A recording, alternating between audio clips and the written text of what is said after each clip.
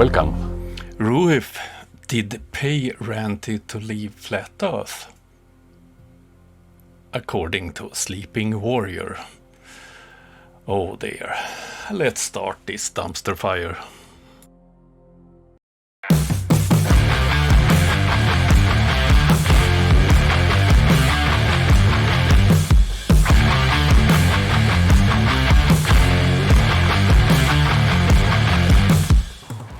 First of all, I want to thank all my patrons, members, donors and subscribers. All of you are important for me. Thank you very much.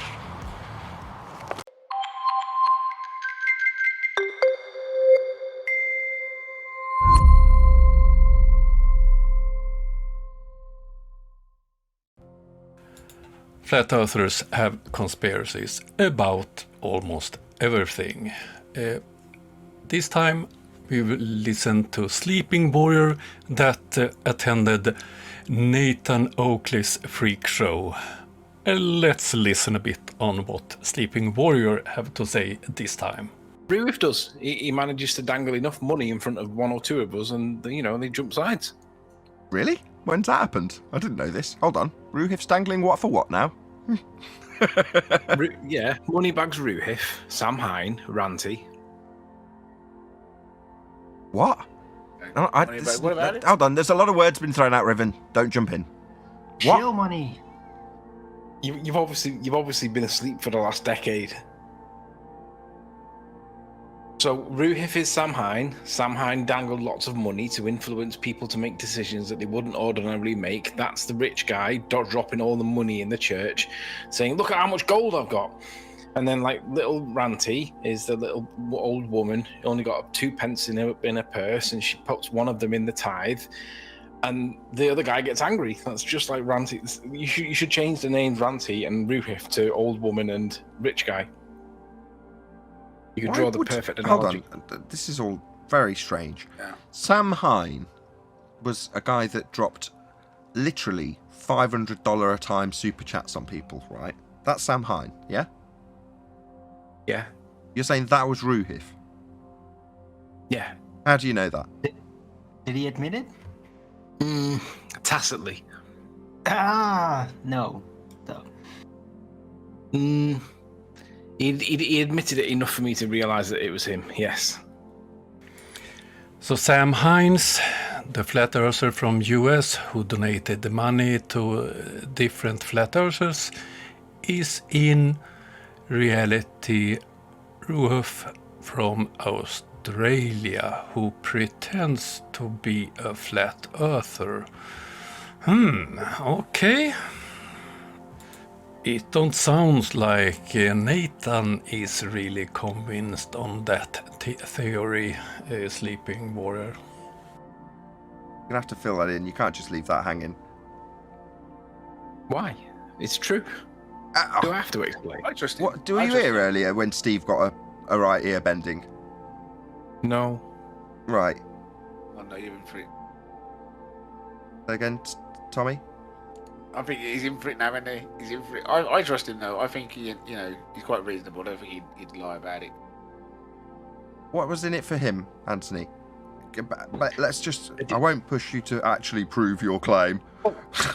When you say him, are you referring to Roohif? Yes, what's in it for Roohif to become a pseudonym Sam Hine and drop me personally probably $1,000? So if he can get somebody that's on the fringe that seemed to be quite a big voice, if he can get them to jump ship by dangling carrots, then that is a big coup that's worth significantly more than $1,000. Sorry, I don't understand. So you're saying that the purpose of dangling massive super chats in front of me personally was to try and entice me into changing sides? Unless I'm not picking up what was being put down, I never got that impression from the super chats from Sam Hine. But so he's saying it didn't work on you. Otherwise, you could be a globalist for a day to get a printer. Were you ever asked by Sam Hine to do something or not to do something that you refused to do or refused not to do? Not that I can remember. Huh. Well, he dropped on me too. I vaguely never got the impression. I vaguely remember being asked to do something by Sam Hine and just saying, "Nah, I'm not going to do that directly there and then." But nothing. And then he left you for a while, right? I don't remember that being the case. I don't see any correlation. While I might have said I wouldn't do something specific, I don't know. You're a busy man, though, weren't you? So, You've got loads of messages of people and stuff, and you just ignore them all. You don't really look into what makes sense, yeah? I remember when something... Sorry. I can't remember exactly what it was, Nathan, but I remember there was something that happened where basically it upset Sam Hine for some reason. Because it wasn't... I can't remember exactly what it was. You'll have to remember, because I can't remember myself. But he vanished for a while. Now, ultimately, he was a big contributor to your show at the time. And whatever it was that we were arguing over, he was in the middle of it in some way. I can't remember what it was, but I'm saying that was a test for you to see whether you would do something that he wanted you to do. Essentially, could you be bought? And you couldn't. So he moved on. He moved on to Arwen, and I'm sure there would have been something similar with Arwen. And he moved on to Ranty, and eventually there was something there that Ranty could be bought for, because Ranty was quite vocal. He wanted to be successful on YouTube, and that was seen. And he saw that he was falling out with people, and he became on the fringe. And then if you dangled enough carrots, that grand that did not sway you swayed Ranty. To do what though? When you say swayed him, because like I say, when he was dropping $100 super chats on me, there was no request to do anything I can remember that was noteworthy. Yeah, you did say you got a DM and you said no directly to him, but you can't remember what it was. But you probably get a lot of DMs, Nathan. No, on a super chat. So on a super chat, he said, like, remove this person or ban this person, something like that. And I was like, nah, I'm not going to be doing that. Even though it was like say $50 or whatever he had sent me. That's a test. That's the test to see whether he could buy your affections, and you refused it, and he couldn't buy your affections. So he moved on. He didn't come back for a while, and then in that same period of time, Arwen was in and out of Arwen's chat. He was in and out of Ranty's chat, and he was basically dropping cash everywhere. But then something happened, and then he didn't drop cash anymore. And then so all of a sudden, we've got someone on the fringe that's jumped ship. What's in it for? If we assume it is Roohif, what's in it for him? So he convinces me to jump ship, and other than me becoming a turncoat and being one more anti-flat earther, how does that serve the interests of Roohif, other than him being a flat earther, also an anti-flat earther? Well, if you have money as no object because you are wealthy, then money doesn't have value to you anymore because you are already wealthy. Yet if you find somebody that needs it, like Arwen or Nathan or Ranty, and dangles that carrot, what's in it for him is that he can convert. Listen, if anyone offers me £500, yeah, I'll be a fucking Glober today. I need a new printer. So for 500 quid? For £500, you become a turncoat. Look at things. Someone donate 500 quid to me, I'll be a fucking Glober. Look at Joe Rogan. He said, "I'd sell you my granny if you could just see aliens," or words to that effect. Right? We've all got a price. I'll even come and debate Nathan on the Globe as well. I don't.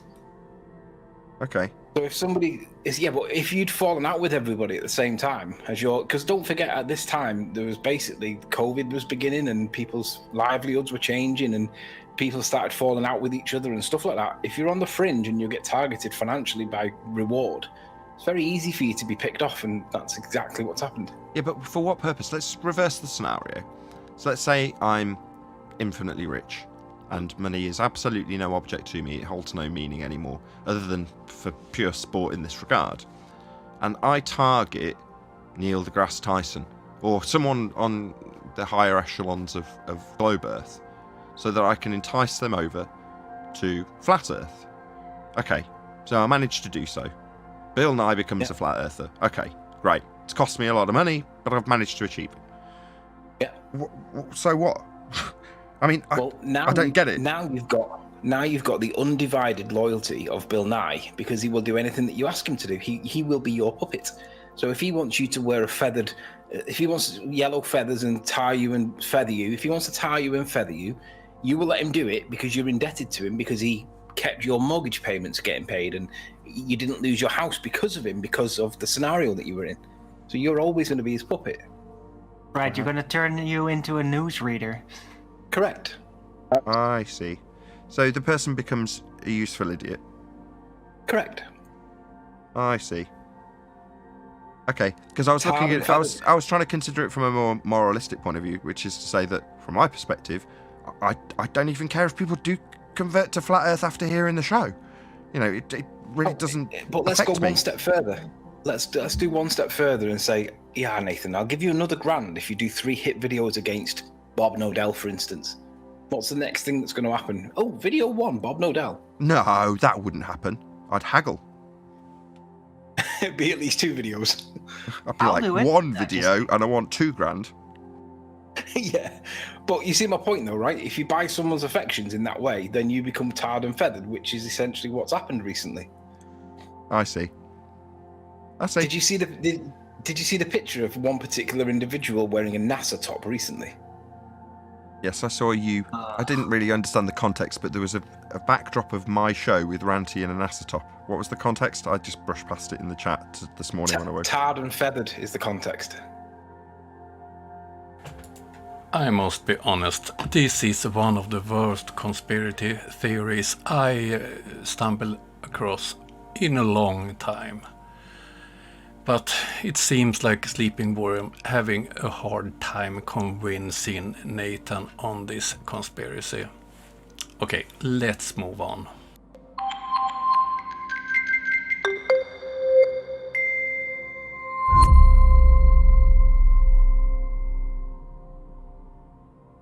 Let's move on to South Africa and make a quick visit at Flatzoid FE and his video titled Top 10 Flat Earth Misconceptions. Let's see what he has to say.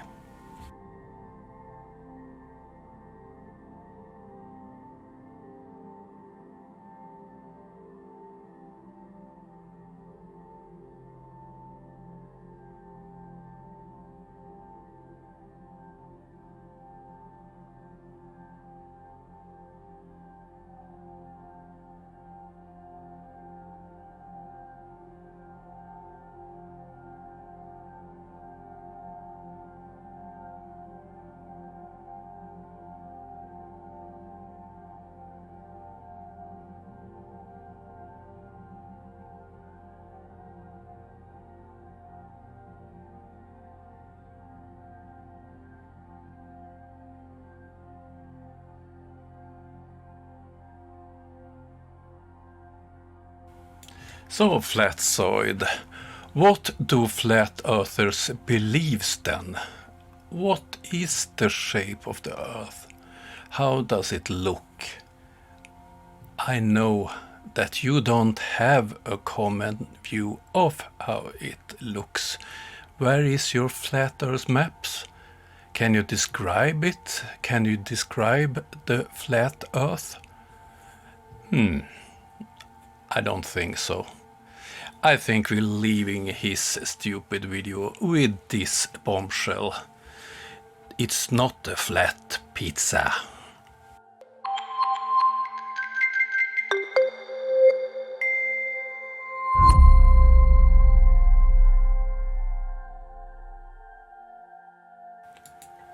Okay, then we're at the end. And what have we learned today? It's someone in Australia who pays all the flat earthers that leave the flat earth. Oh, so stupid. Thank you for watching. If you liked the video, subscribe, become a member, hit like, or just come back next time I publish a video. See you!